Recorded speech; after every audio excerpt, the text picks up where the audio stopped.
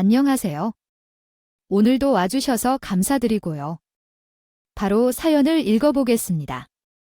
저는 참 초라하게도 살아왔습니다. 언제나 주눅이 들어있는 상태로 꼬질꼬질한 모습으로 인생을 살았죠. 마치 어려서부터 제가 살았던 햇빛이 들지 않은 반자, 단칸방 같은 사무려. 가난이란 거 참 무서워요. 가난이 사람을 그렇게 만들거든요. 습한 집에서 잘 마르지 않아 냄새나는 옷을 입을 수밖에 없는데 그런 옷을 입고 남들 앞에서 어떻게 당당히 있을 수 있겠어요. 참 지겨웠습니다.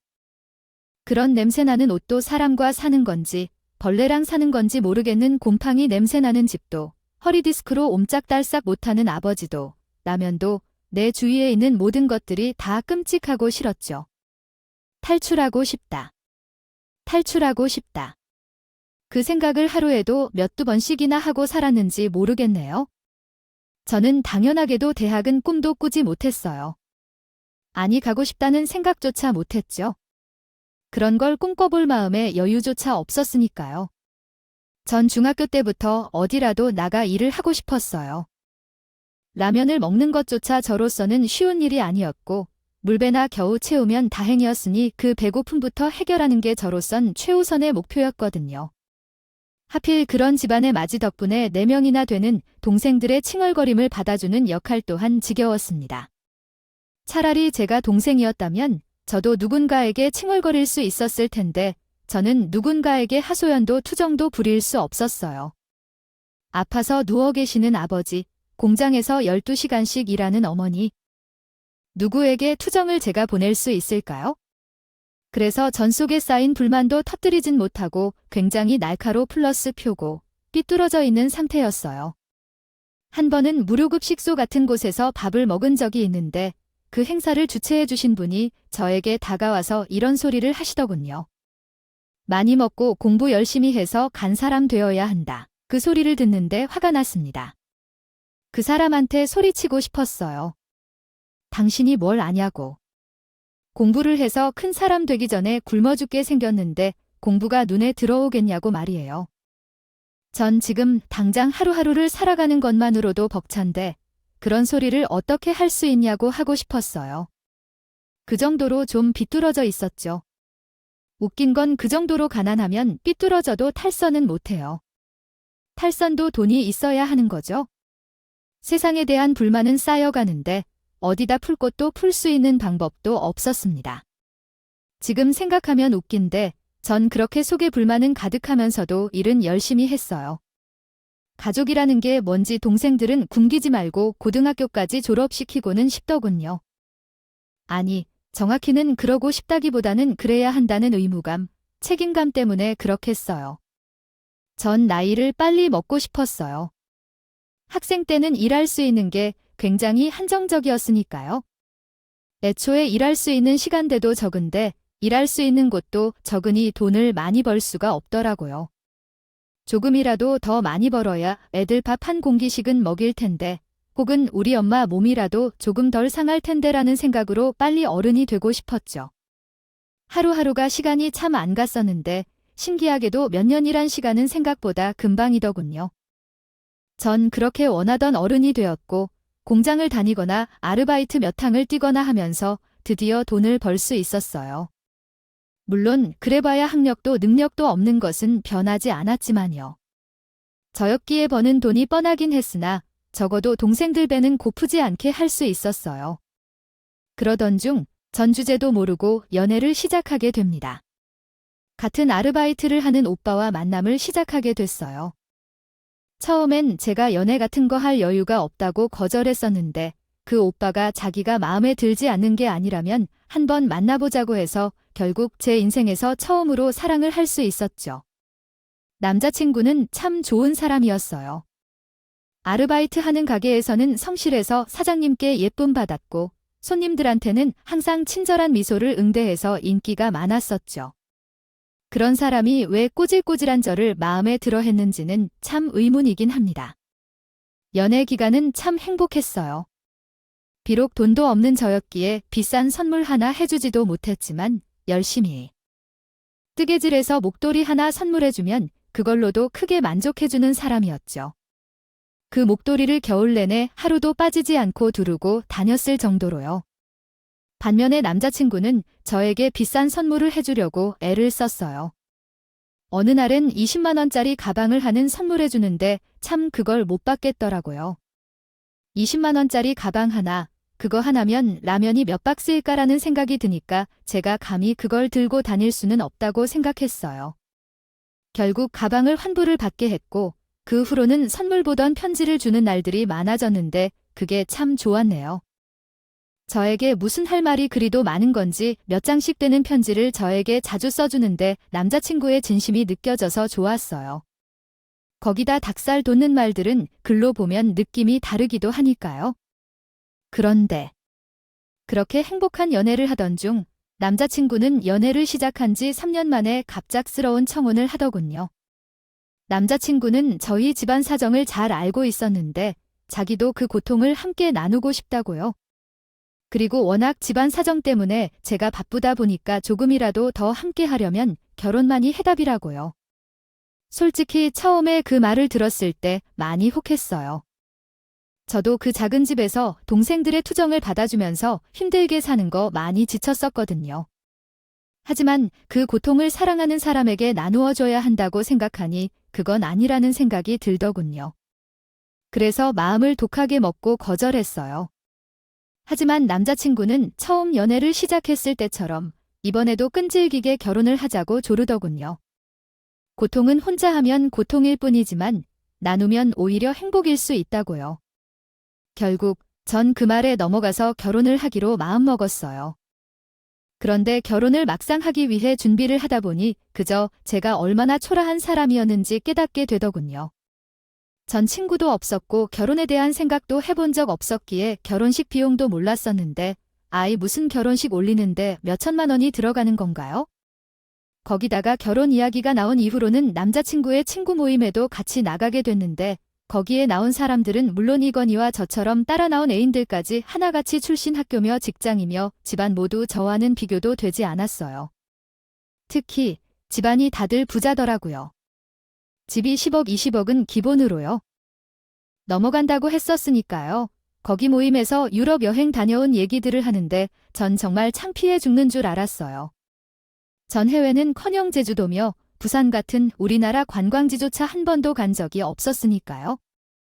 저는 어디가 봤냐고 묻는 그 사람들의 말에 아무 말도 할 수 없었어요. 남자친구가 대신 어디 돌아다니는 거 안 좋아하는 사람이라고 말해주긴 했지만 그 사람들도 아마 제가 가난한 걸 눈치챘었겠죠. 그 사람들이 학교를 얘기할 때에도 저는 고개를 푹 숙인 채 그 자리가 빨리 끝나기만을 기도해야 했어요. 끼리끼리라고 알고 보니 제 남자친구 역시 좋은 집안이더군요. 전 그때까지 남자친구의 집안은 그냥 적당히 잘 사는 평범한 집안인 줄 알았는데 그게 아니었다는 것도 그때 알았어요. 제가 워낙 없이 살았다 보니 남자친구가 무슨 브랜드를 입고 다니는 건지도 몰랐었는데 알고 보니 그게 다 명품이었더라고요. 그 자리가 끝나고 그런 사람이 왜 아르바이트를 했었는지 물어보니 아버지의 교육 방침 때문에 그런 거라고 답했어요. 참, 저는 다른 세상에 사는 사람이라는 걸 깨달았어요. 누구는 살기 위해 필사적으로 아르바이트를 해야 하고 누구는 교육의 일환으로 아르바이트를 한다는 게 참 서글프더군요. 그날 이후 남자친구에게 결혼은 다시 생각해보자고 했어요. 오빠, 이건 아닌 것 같아. 오빠가 나 같은 애랑 결혼을 왜 해? 그 모임에 나온 사람들 다 봤잖아. 다들 자기 수준에 맞는 사람 만나고 있는 것 난 아니야? 지금도 그렇지만 앞으로도 난 그 수준에 맞는 사람이 될 수 없어. 그러니까 우리 그만하자. 그런데 남자친구는 이미 자기 집에 결혼을 하겠다고 말해놨고 제 상황들까지도 다 말한 뒤 부모님과 싸워가며 허락도 맡은 상태래요. 그런데 이제 와서 결혼을 하지 않으면 자기만 실없는 사람이 돼버릴 텐데 그럼 적어도 자기 부모님은 한번 만나달라고 하더군요. 전 그게 무슨 의미가 있나 싶었지만 마지막 부탁을 들어주는 셈치고 알겠다고 했어요. 어차피 남자친구의 부모님은 저를 마음에 들어 하지 않으실 테고 당연히 결혼은 자연스럽게 없는 얘기가 되어버릴 거라는 생각으로요. 그렇게 날짜를 잡고 남자친구의 부모님을 처음 만난 날, 어차피 다시는 안 볼 사람이라고 생각했었지만 저도 모르게 의기소침해지는 건 어쩔 수 없더군요. 남자친구의 부모님 앞에서 전 말소리도 크게 내지 못했어요. 내가 그 애니 아이고 어쩌보니깐 참 꼬질꼬질한 것만 입고 있구나. 이런 자리에 올 거면 좀 차려입고 왔어야지. 어떻게 되냐? 내가 그런 일도 모를까? 엄마, 뭐 내가 틀린 말 했니? 아니에요, 어머님. 제가 좀 더 신경을 썼었어야 했는데. 죄송합니다. 어머님, 쫌박 지금 누구더라? 어머님이래? 예, 난 아직 결혼하라고 안 했거든. 지금 이 자리에 나온 건 도대체 어떤 애가 우리 귀 하나 될 곳이어서 취직하려고 하는 건지 보려고 나온 거야. 듣자 하니 집안도 안 좋아하고 학력도 없어서 제대로 된 직장도 없다는데. 아, 도대체 어떻게 결혼할 생각을 했니? 여보아, 왜요? 내가 틀린 말 했냐고요? 내가 이미 허락했잖아요. 아니, 그만하세요. 아니, 당신만 허락하면 다 해요. 우리 오락이 중요한 게 아니고 우리 아들 생각이 중요한 거 아닙니까? 미안해요. 이 사람이 아들을 워낙 귀하게 여기다 보니까 아내가 대신 사과할게요. 아니에요. 아버님, 어머님의 마음은 충분히 이해가 갑니다. 저 같아도 절대 허락하지 않았을 거예요. 사실 오늘 이 자리에 나온 건 결혼을 허락받고자 나온 게 아니라 거절당하기 위해 나온 겁니다. 그리고 말씀 편하게 해주세요. 그게 제가 더 편할 것 같아요. 이건 참 아이고. 그래, 내가 나이가 많으니 일단 말은 편하게 하도록 하겠네. 그러나 거절을 당하기 위해서라니. 아니, 어째서 저도 제가 이 자리에 있을 사람이 아니라는 거 잘 알고 있어요. 오빠의 배우자로는 제가 너무나 모자라죠. 아니, 오빠의 배우자뿐만이 아니라 전 그 누구에게도 모자란 사람일 거예요. 오빠가 결혼을 하자고 한 이후로 그 사실을 전 뼈저리게 깨달았고 결혼을 하지 말자고 했습니다. 하지만 오빠가 이미 부모님께 말씀드렸다고 하여 이 자리에 한 번만 나오기로 한 거고요. 소연아. 오빠, 고집 그만 부리자. 어머님도 이렇게 반대하시잖아. 어머님이 괜히 그러시는 게 아니야? 다 생각이 있으셔서 그러시는 거니까? 어머니 말씀 들어. 어머, 그래도 개념은 있네. 엄마, 그만하라니까요. 아이, 그래? 자네 생각은 잘 알겠네. 그렇게 생각하는 게 어떻게 보면 당연할 수도 있지? 하지만 말야, 본인에 대해서 그렇게 말하면 자네 부모님이 얼마나 슬퍼할지도 생각을 해봐야 해. 지금은 그 말을 자네 부모님이 들으셨다면 아마 가슴에 대못이 박히셨을 테니까. 아내, 어쨌거나 우린 같은 사람이네. 돈이 많고 적고 교육을 많이 받았고 못 받았고가 뭐가 중요한가? 난 운이 좋아서 돈을 많이 벌 기회가 있었던 것뿐이고 자네는 처음부터 그 기회가 없었던 것뿐이지. 하지만 나도 중학교 겨우 나온 사람이네. 물론 우리 시대에는 그게 더 흔하기도 했지만 어쨌거나 운이 좋았던 것뿐이야. 자네도 그런 사람이 될 수 있네? 누군가가 자네에게 기회만 준다면? 내 말씀 감사합니다. 그래서 하는 말인데 우리 회사에서 일해보는 게 어떻겠나? 네, 뭐 좋은 자리를 준다는 게 아니라 그저 기회를 주고 싶어서 그런 거야? 괜찮습니다. 동정하지 않으셔도 돼요? 거참 동정아. 아니야, 내가 자네가 마음에 들어서 그래? 도전이 어려서부터 동생들을 보살피며 살았더만. 어린 나이에 그게 쉬운 일이 아니거든. 그런 사람은 뭘 시켜도 잘해. 그저 머리에 샘만 할 줄 아는 사람들보다 실제로 그런 어려움을 겪고 극복하는 사람이 일을 더 잘한단 말이야. 하지만요, 괜찮네. 스스로 우리 아들과 동등한 관계가 아니라고 슬퍼하지 말고 동등한 관계가 되기 위해 능력을 키우도록 해. 요즘 트렌드도 그렇잖아. 남녀 간의 상하도 없고 그분도 없는 거 어차피 처음에는 다 몰라 하면서 배우면 되는 거지. 아니, 여보, 무슨 이런 애한테 일자리를 주고 그래요? 괜히 회사 끝만 떨어져요. 내가 필요한 사람이라 느껴서 그런 거니까? 아무 말 말아요.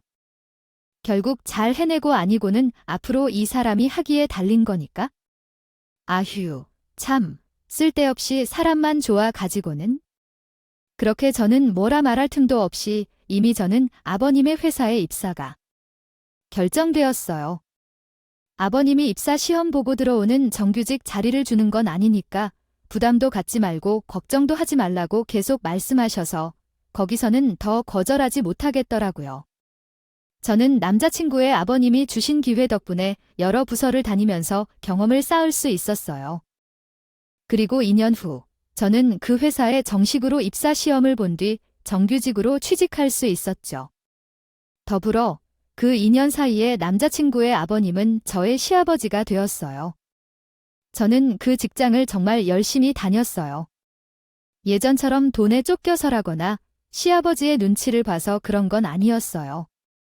시아버지가 운영하는 사업장이다 보니 저를 믿어주고 배려해주시는 시아버지께 보훈한다는 마음 그거 하나로 정말 어느 때보다 열심히 일했죠. 그래서 결국엔 시아버지를 포함 다른 직원들에게도 인정받는 직원이 될 수 있었어요. 저의 인생은 그렇게 한순간에 달라지고 모든 것은 순탄하게 흘러갈 것만 같았지만 단 한 가지 제가 계속 안고 가야 할 문제는 여전히 있더군요. 그건 가난했던 저의 친가 식구들의 문제도 아니고 아이의 문제도 아니고 바로 시어머니와의 관계 문제였어요. 시어머니는 첫 만남에서부터 이때까지도 여전히 변함없이 저를 미워하셨어요. 제가 그 집안에 들어온 것부터 마음에 안 드셨으니 당연하게도 아버님 회사에 가서 일하고 있는 것 역시 탐탁지 않아 하셨어요. 내 시아버지가 정이 많아서 문제다. 문제 무식한 건 그냥 부엌되기로 살게 해야지. 건에 명함 하나 생겼다고 하죠. 어지간히 부리고 다니겠네라고 말씀하시면서 저에게 회사는 그만두고 집안일에 집중해야 한다고 했어요. 하라고 눈치를 주셨죠. 시어머니는 눈치만 주는 게 아니라 여러 가지로 저를 괴롭혔어요.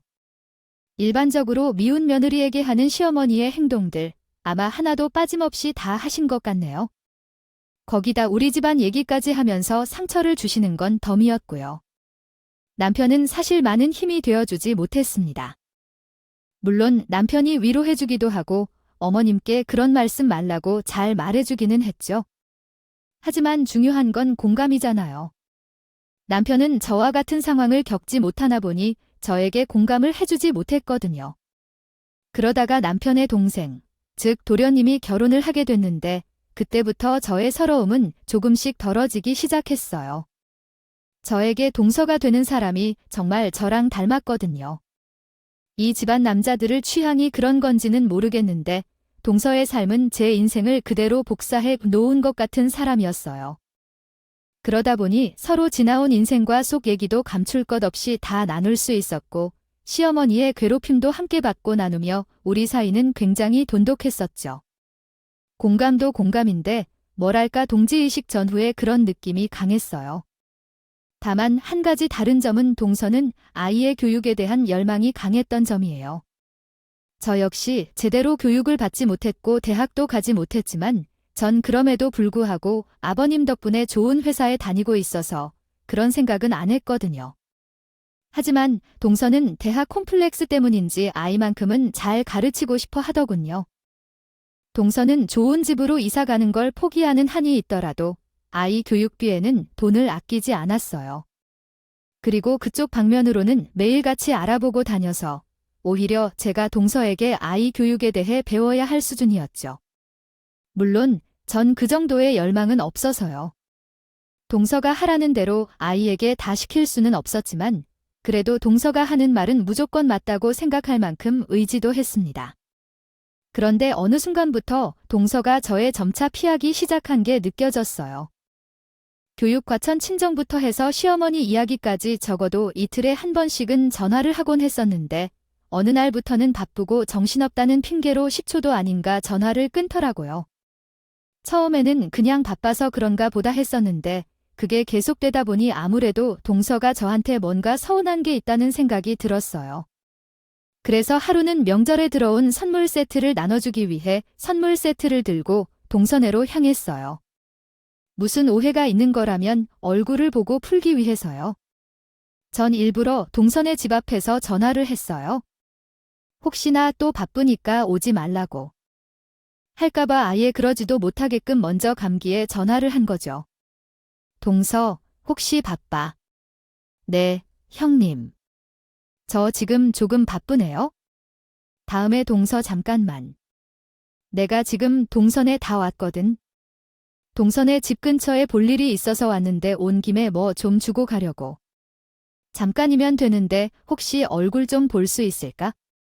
네, 저희 집에 쪽에 와 계시다고요. 오래 있을 건 아니고 잠깐 뭐 전해주고 오랜만에 얘기나 조금 하고 가게.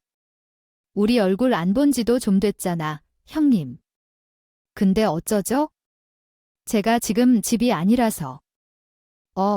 그래? 동서가 많이 바쁘긴 하구나. 혹시, 그럼 언제쯤 오는 거야? 저 형님. 오늘은 좀 힘들어요. 제가 나중에 연락드릴게요. 끊을게요. 동서는 다 그 빚뚝하고 끊어버리더라고요. 그런데 그때 집안에서 시어머니의 카랑카랑한 목소리가 문 밖까지 들려왔습니다. 걔가 두 얼굴이라니까 시아버지 꼬드겨서 회사 못 들어가게 막은 거야? 사정 똑같은데 시아버지가 왜 너한테는 회사에서 일하라고 안 했겠니? 지도 하는 거지? 내가 회사 들어가서 찾기보다 잘 나가면 자기 위치가 이상해진다는 거 절대 엮이지 마. 걘 아주 못돼. 처먹어서 자기밖에 모르는 애니까. 너한테 잘해주는 것 같다고 속으면 안 돼. 알았어. 내 어머니 전 정말. 형님께서 그러시는 걸 몰랐어요. 어쩌다 보니 제게 회사 얘기는 한 번도 안 하셨더라고요. 그래, 걔가 그런다니까. 아휴, 안 돼. 너도 참, 넌 앞으로 내가 책임지고 재산이랑도 다 줄 거니까 아무 걱정도 하지 마. 너를 알아도 챙겨야지. 안 그래? 참, 기가 막히더군요. 동서한테 회사 얘기를 하지 않았던 건 애초에 동서는 자기가 일하는 것보단 자식 교육에만 관심이 있어서 그랬던 거예요. 아버님도 당연히 그 사실을 알고 있었기에 동서에게 일해보라는 권유를 안 하신 거고요. 그런데 그걸 가지고 시어머니는 없는 말에 지어내며 저희를 이간질시키고 계셨던 겁니다. 사실 그동안 시어머니가 저희 둘이 친한 걸 못마땅해 하시긴 했었거든요.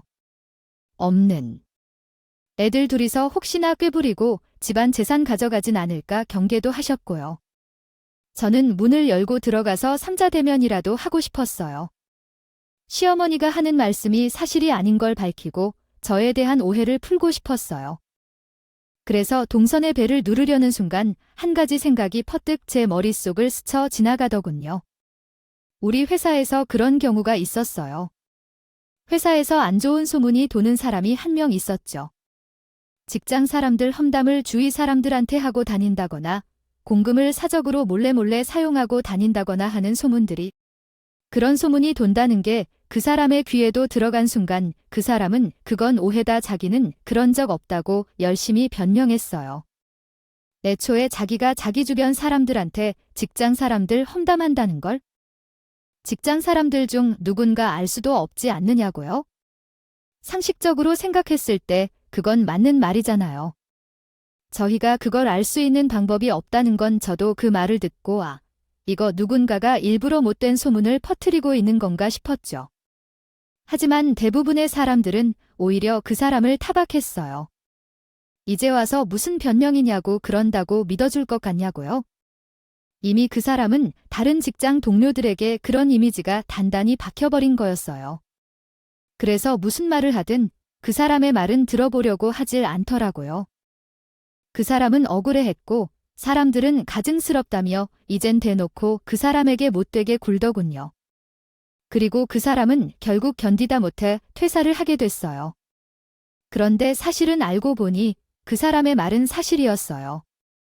제가 생각했던 대로 그 사람의 직장 상사가 일부러 그 사람에 대해 안 좋은 소문을 퍼뜨린 것이었던 것이죠.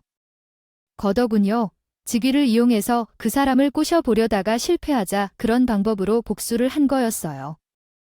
그리고 새로 들어온 직원에게도 그 직장 상사는 똑같은 행동을 했는데 이번엔 새로 들어온 직원이 음성 녹음 파일을 공개하면서 사실이 밝혀지기도 했죠.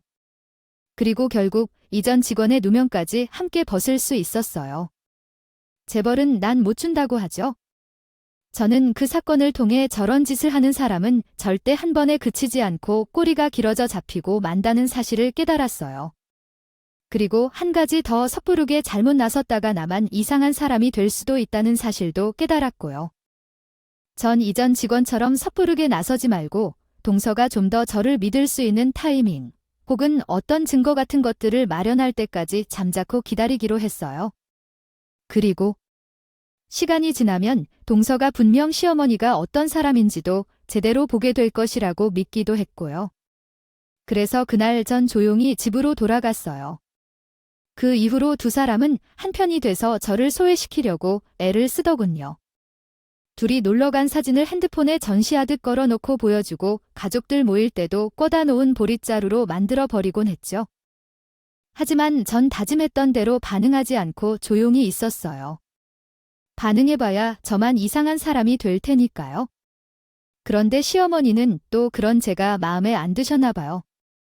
저를 괴롭히려 하는데 제가 괴로워하지 않으니 답답하셨던 거겠죠. 그래서인지 시어머니는 절 자극하기 위해 큰 술을 드시더군요. 제 분노도 자극하고 동서와의 이간질도 시도할 겸 해서요. 첫째야, 자식 최대로 키워보겠다는. 둘째 보면서 넌 깨닫는 게 없니? 학연이 딸도 너 닮아 펼 수 있겠냐?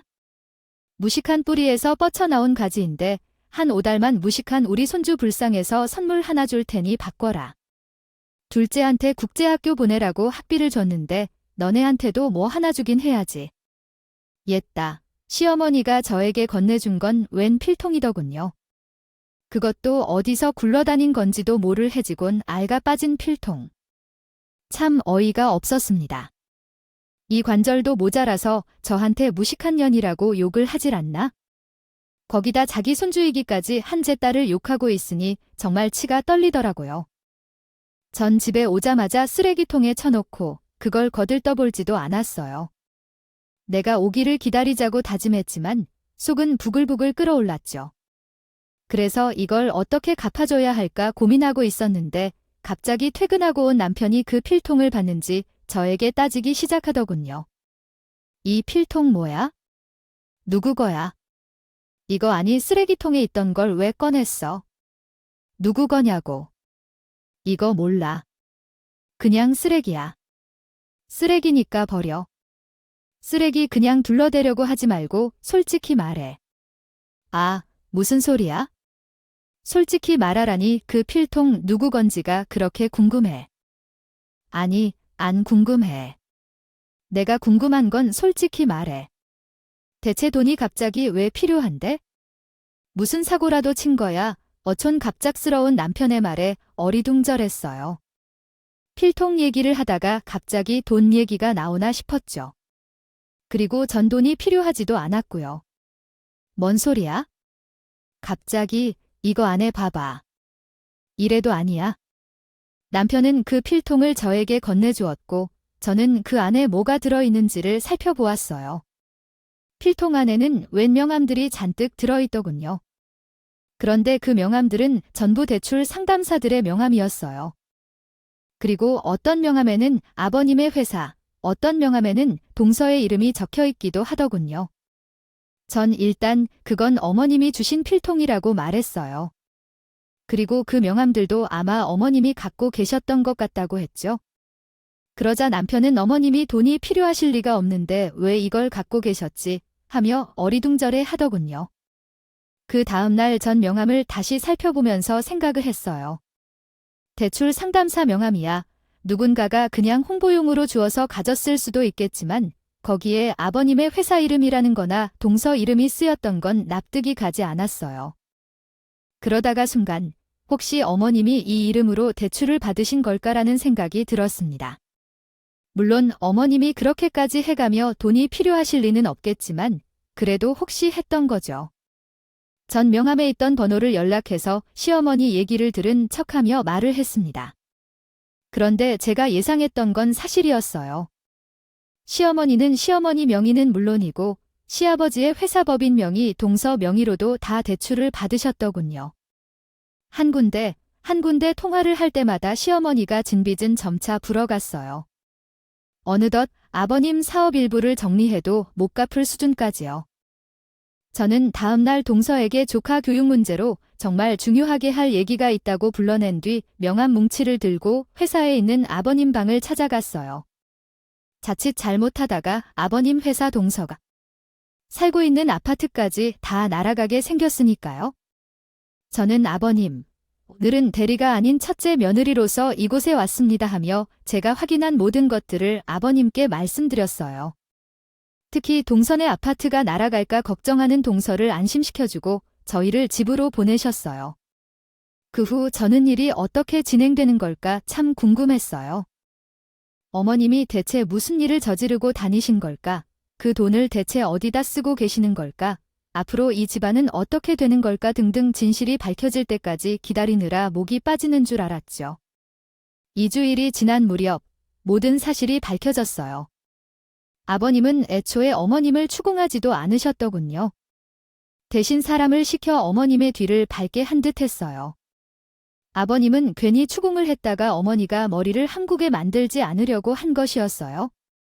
쓸까봐 돈의 행방을 확실하게 찾기 위해 그렇게 한 거였어요. 그 돈의 행방은 바로 참 충격이었어요. 시어머니의 도박 자금이었으니까요. 시어머니는 종종 뜨개방에 놀러 간다고 하셨었는데 사실 시어멜리가 가는 곳은 뜨개방이 아니라 도박장이었던 겁니다. 아버님은 그곳부터 신고를 해버리셨더군요. 아예 경찰서에서 시어머니의 얼굴을 보도록 유도한 거였어요. 시아버님은 그 뒤 저와 동생을 데리고 경찰서에서 대기를 하셨죠. 시간이 얼마간 지나자 경찰분들이 한 무리를 데리고 들어오시더군요. 그리고 그 중에는 시어머니가 계셨어요. 그리고 경찰분들에게 집에는 알리지 말라고 사정사정을 하시다가 저희와 눈이 딱 마주쳤는데 그때 시어머니의 표정 지금도 잊을 수 없어요. 정말 귀신이라도 본 것 마냥 얼굴이 새파래지고 눈이 엄청 커지셔서는 무슨 그림인 줄 알았습니다. 내가 왜 여기 없지? 여보, 또 개방에 잘 다녀오셨어요? 아니, 여보, 그게 참 대단하시네요. 도박을 하는 것도 모자라서 어떻게 회사명이며 죄 제재면을 빚까지 져가며 도박을 했어? 당신 정말 이럴 줄 몰랐어요. 여보, 그게 아니라 제 말 좀 들어봐요. 듣기 싫어. 여기서 무슨 변명을 한다고 달라질 게 있어. 그냥 한 가지만 말씀드리죠. 저희는 이제 앞으로 남남입니다. 아시겠죠? 이혼이라고요. 이혼 거절하시면 피해보상금까지 받아낼 테니 조용히 합의 이혼하실 생각만 하세요. 그리고 먼저 이 내용에서는 제가 네, 그리고 아시겠어요과 같이 직접 말하는 부분은 따옴표로 구분해야 합니다. 또한 각 문장의 끝에는 적절한 구두점이 필요합니다. 아래는 수정된 내용입니다. 명의로 된 빚들 다 당신 앞으로 갈 겁니다. 이미 그쪽은 다 진행되고 있으니 곧 신용불량자가 되실 거예요. 아니 여보, 제가 정말 잠깐 인성을 잃어서 그런 거예요. 제발 한 번만 봐주세요. 네, 제가 이렇게 싹싹 빌게요. 제가 정신이 잠깐 나갔다니까요. 다시는 하고 이런 일 없게 할 테니까 제발 듣기 싫다고 했죠. 한 번도 아니고 그렇게까지 안 사람이 어떻게 그걸 끊겠어요. 그리고 다 안순히 도박을 했다는 것만의 문제가 아니라는 것도 알지 않나요? 그 정도 머리는 있으실 텐데. 어쨌든 더는 변명은 듣기 싫고 사과도 듣기 싫으니 전 이만 갑니다. 다음부터는 제 변호사와 얘기를 나누도록 하세요. 아시겠어요? 아버님은 처음엔 담담하게 말씀을 하셨는데 점점 차오르는 분노는 어쩔 수 없더군요. 감정의 동요 없이 차분하게 말씀하시다 화를 내시네. 어머님은 더 말을 잇지 못하셨어요. 내년들이 내 뒤를 밟아 뒤통수를 친 거잖아. 그렇지, 내가 진짜 알아봤다. 무식한 너희들 둘이 처음에 친하게 지내길래 분명 내 인생의 걸림돌이 될 거라고 진작 알아봤다고 그러셔서 저희 이간질을 하신 거였어요. 저 다 알아요. 동서한테 여태껏 무슨 얘기를 해오셨던 건지. 그런데 어쩌나 이간질하신 효과가 없으셨네요. 아, 물론 저희가 이렇게 만든 건 아니고 사실 어머님이 저희 이간질하려고 주신 그 필통, 그것 때문에 이렇게 되신 건데. 뭐야, 그 필통 안에 어머님이 대출 상담 받으신 대출 상담사들 명함 다 있었는데, 아이 그건 까먹으셨나 봐요. 저희 보고 무식하다고 하시더니 어머님이 더 무식하시네요. 아, 아니다. 어머님은 무식이 아니에요. 이젠 그냥 인생이 무우가 되신 거죠. 축하드려요, 어머님. 그렇게 사실 바에는 차라리 옥에서 콩밥이라도 드시는 편이 낫겠는데요. 전 그렇게 말한 뒤 동서를 데리고 경찰서에서 나왔어요. 뒤에서 어머님이 뭐라 소리를 지르시는 것 같았지만 전 신경을 껐어요. 어차피 이젠 더 이상 저의 시어머니가 아니셨으니까요. 이 사건 이후 아버님은 저를 더 신뢰하게 되셨어요. 다른 사람 같았으면 그 명함을 대충 보고 넘어갈 수도 있었고, 혹은 어머님께 이게 뭔지 물어봤을 수도 있었는데, 그러지 않고 자신이 직접 조사해서 밝혀내는 일처리 방식이 본인과 비슷하시대요. 역시 고난을 겪어내면서 산 사람은 현명한 법이라고, 자기가 사람을 잘 봤다고 하시면서 앞으로 더 높은 자리 올라가서 어깨 쫙 펴고 살라고 하셨어요. 전 사실 그런 욕심은 없어요. 그저 저에게 은혜를 베풀어 주시고 다른 삶을 살 수 있도록 해주신 아버님께 보양할 생각만 가득합니다. 그저 아버님 옆에 한 직원으로서, 그리고 집에서는 며느리로서 보필하면서 열심히 살아가려고요. 폭풍이 지나가니 요즘 참 배가 자주 고파지네요. 이따가 국밥이나 한 그릇 먹어야겠습니다. 요즘 날씨가 조금 풀리고는 있지만 여러분들도 밥 든든하게 드시면서 항상 건강 조심하시길 바랄게요. 감사합니다. 오늘도 끝까지 함께 해주셔서 감사하고요. 다음 영상으로 또 찾아뵙겠습니다.